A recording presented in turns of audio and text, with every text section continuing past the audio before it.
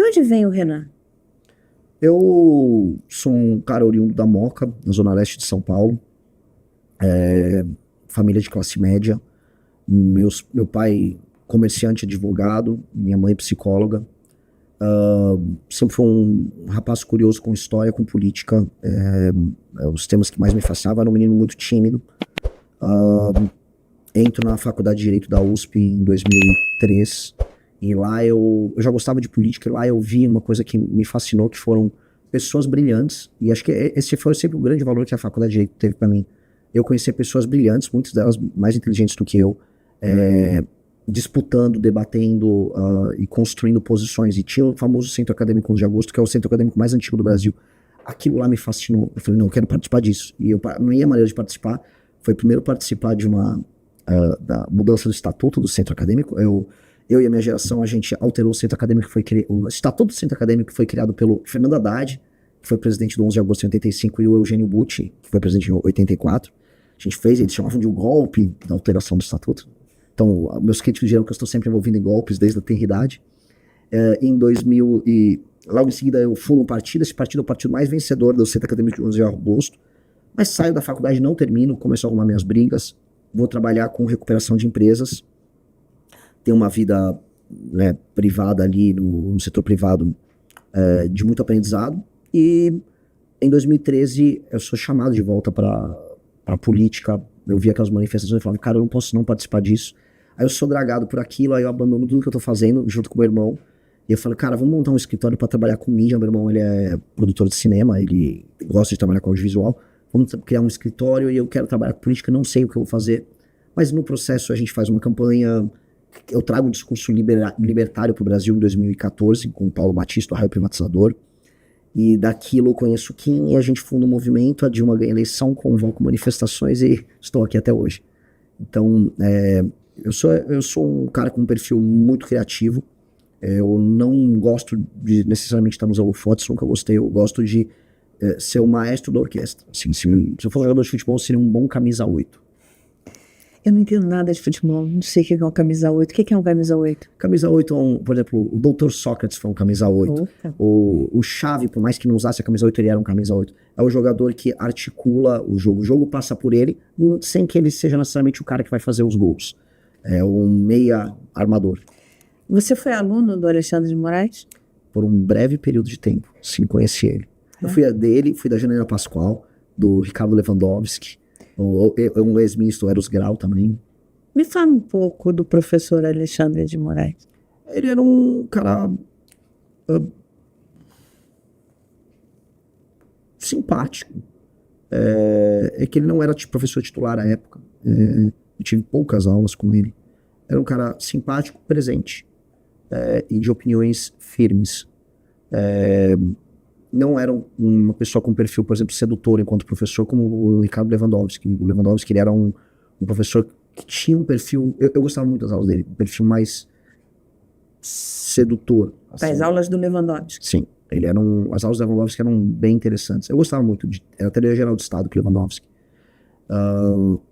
A Janaína, ela era uma professora assistente do Miguel Reale, um bom professor, mas não tão presente. Mas não dava para derivar dali, vamos dizer, o que nós temos hoje, né? Eu acho que ele tinha cabelo ainda. Então era outro tipo de persona. E o ministro Alexandre de Moraes?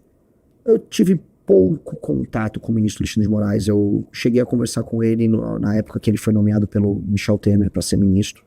E a ideia era que era um ministro com um perfil mais à direita, representando um pouco mais do espírito do tempo, né? Existe hoje na internet até teorias conspiratórias do Bolsonaro de que ele é um comunista, ele é um agente comunista. Nunca foi isso. Na época da faculdade não era isso. A atuação dele aqui em São Paulo, no secretariado do governo Alckmin, é em outra linha. Mas entendendo uma coisa que ele sempre teve, que é uma vocação policialesca. E um homem, assim como eu, inspirado por certos homens da história, ele, pela razão do nome, pelo Alexandre Grande, eu também amo a história do Alexandre. Eu entendo que ele tem uma vocação para a glória. Ele tem essa vocação. E essa é uma vocação policialista, e a glória entregou para ele, na época que o Supremo estava muito fraco, uma missão. Então ele estava, no fundo, em busca da missão de consagração dele.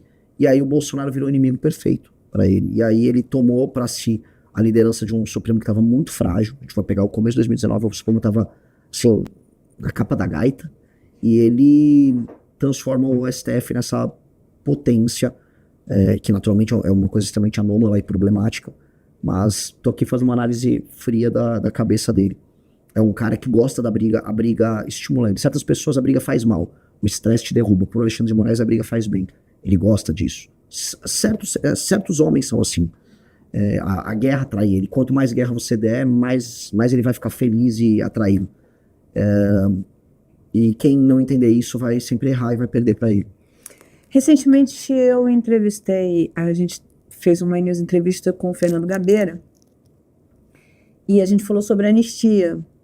E ele chamou a atenção para o seguinte: olha, se fala muito de anistia do Bolsonaro, mas estão esquecendo da raia miúda, gente. E ele fala, e aí ele até deu exemplo de uma moça de Minas Gerais e tal, que ele considera que essas pessoas deveriam ser anistiadas, enfim, deveriam ser olhadas. O que você acha sobre... E você falou agora sobre o projeto Bolsonaro, é a família Bolsonaro, né? Não está preocupada com o restante. Eu acho que os últimos eventos têm deixado isso meio claro mesmo, que a anistia, eles brigam pela anistia do Bolsonaro, não da turma que estava lá, não coisa. Qual é a sua opinião sobre a anistia?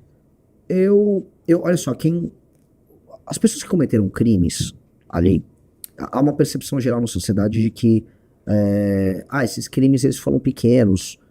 O Brasil é um país que não pune um bandido, um assassino, um assaltante, um estuprador, mas pune uma pessoa que estava apenas se manifestando. Naturalmente, isso envolve uma questão de proporção e senso de justiça. O Brasil é um país em que as pessoas percebem que o crime compensa. E aí, se essas pessoas têm um apreço por uma linha ideológica e veem uma pessoa como elas, que elas se identificam inclusive fisicamente, tomando uma pena alta, ela sente que aquilo é injusto. Eu acho que aquelas pessoas têm que ter algum grau de punição, porque eu sei o que aquelas pessoas estão fazendo. Aquelas pessoas não estavam apenas se manifestando. 2, aquelas pessoas também não estavam apenas depredando. A depredação estava inserida num contexto em que elas queriam agir ali para motivar uma ação que estava só na cabeça delas, das Forças Armadas. Foi a ficção que foi vendida para elas por influenciadores inescrupulosos.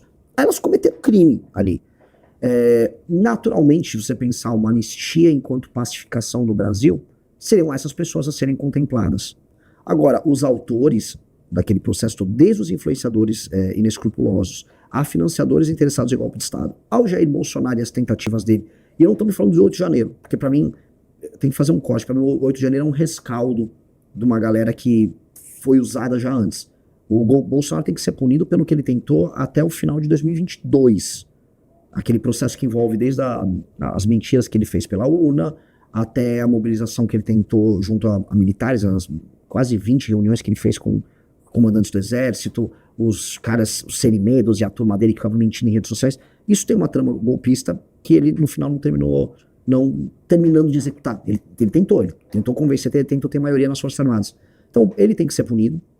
Gostaria que ele fosse punido não no inquérito do Alexandre de Moraes, porque o inquérito do Alexandre de Moraes, pela própria natureza, deslegitima a punição ao Bolsonaro.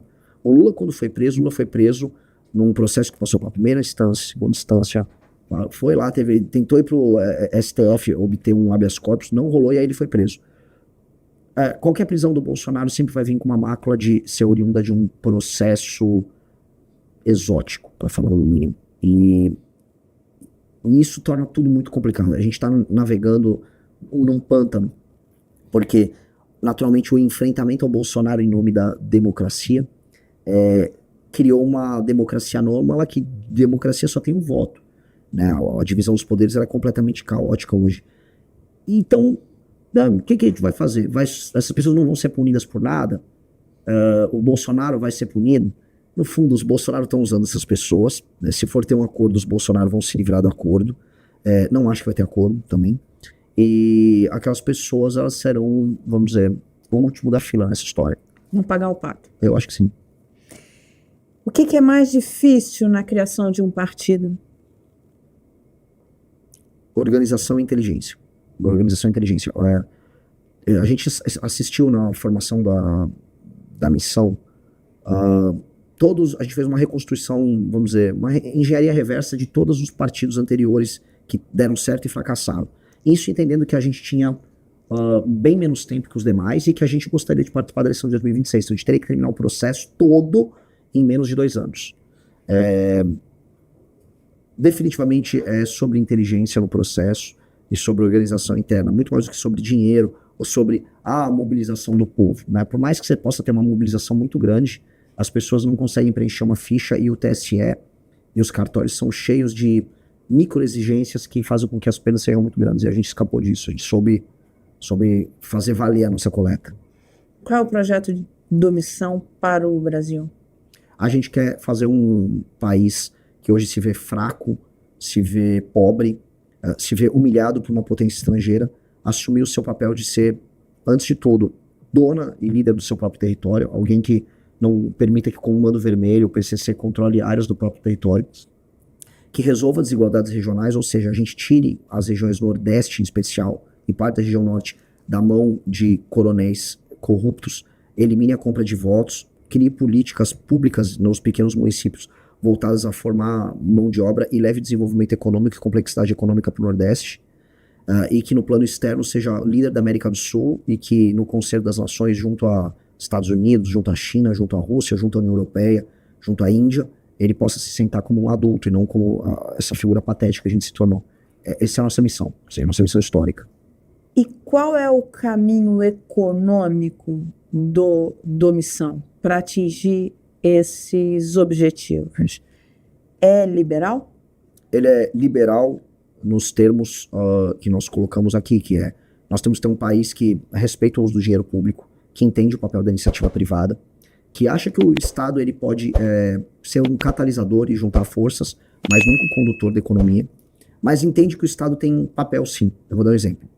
A gente tem um livro que chama Livro Amarelo, que é o nosso livro de propostas, que nós estamos construindo concomitante à formação do partido. Inclusive o Estatuto do Partido prevê que o Livro Amarelo é o seu programa e que todos os candidatos têm que seguir os ditames do Livro Amarelo. O Livro Amarelo, né, as pesquisas que nós fizemos, ele demonstra algumas coisas. Nós temos uma experiência, por exemplo, da Embraer, ou o Complexo Industrial do Vale do Paraíba, que já envolveu Ingesa e outras empresas, por exemplo, na área militar. Ali você tinha o ITA, você teve o CTA, você teve uma formação de capital humano da mais alta qualidade, que poderia estar todo mundo ali no MIT, inclusive coisas inspiradas no MIT aconteceram ali no ITA. Você teve o Estado investindo ali numa indústria bélica e também numa indústria aeroespacial. Você teve o setor privado atuando e você teve a formação de um complexo. Então, logo a Embraer foi privatizada, já no final dos anos 90, a gente teve uma indústria com competitividade global atuando no Brasil. Então, esse é um exemplo assim, de participação na formação de capital humano, atuação do Estado, atuação estratégica e setor privado. Outra coisa que pouca gente fala, o que é o agro brasileiro? Frentes pioneiras, ou seja, durante o período da ditadura militar, houve essa campanha pela ocupação do território do Brasil mais oeste. Então, as frentes pioneiras, gaúchos indo para todo o resto do Brasil. Embrapa, uma empresa que é pública, produzindo tecnologia, e homens e mulheres corajosos que saíram colonizando e produzindo agricultura de altíssima competitividade. Hoje é o setor mais pujante do Brasil. Teve iniciativa privada demais? Teve. Tem até hoje crédito com subsídio? Tem. Menos do que a maior parte dos concorrentes globais, mas tem. E é um sucesso.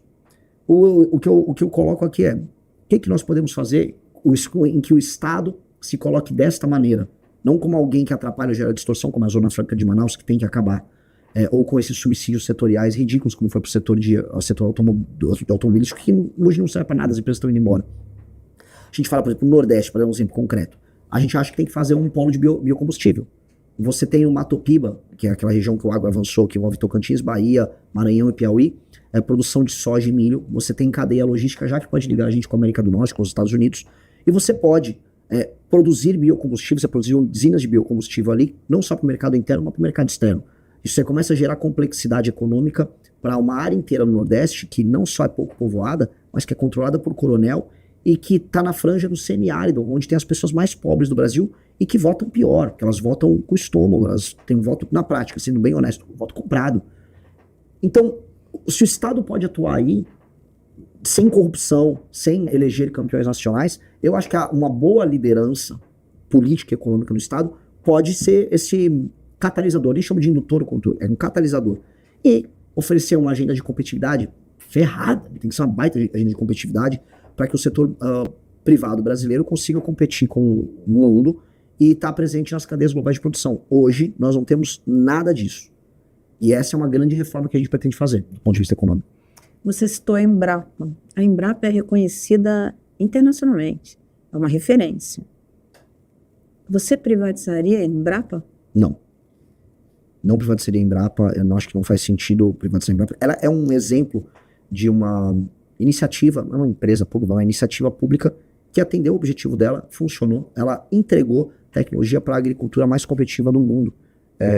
Não precisa, não faz sentido. Inclusive, a gente tem formação de capital humano de altíssima qualidade, oriundo de universidades públicas ligadas à questão do agro. A Exalc aqui em São Paulo, a Viçosa em Minas. Então, não é necessário. Definitivamente não é necessário. O lance, a Embrapa vem sendo ao longo dos últimos anos dilapidada e está indo menos recursos para pesquisa. Isso atrapalha diretamente o agro brasileiro. Mas isso posto, a Embrapa cumpre o papel dela. Não seria... Vamos dizer, não é privatizar a Embrapa que vai melhorar ou não a questão do agro. A gente tem muitas outras empresas públicas inúteis que poderiam ser privatizadas. A gente tem... Estou aqui falando com alguém que trabalha com comunicação. Não tem sentido ter a IBC, uma TV estatal ali que dá traço de audiência, gastando fortunas e que servem para você fazer uma espécie de um instrumento de aproximação com os setores da comunicação brasileira. A Embrapa, sim, ela pode se manter como uma empresa estatal e acho que não há problema algum nisso. Muito obrigado por assistir até aqui. Se gostou desse vídeo, deixa o like e se inscreva no canal A Missão para Mais. Aqui temos cortes do MBL e do Partido Missão todos os dias dos temas mais importantes do momento.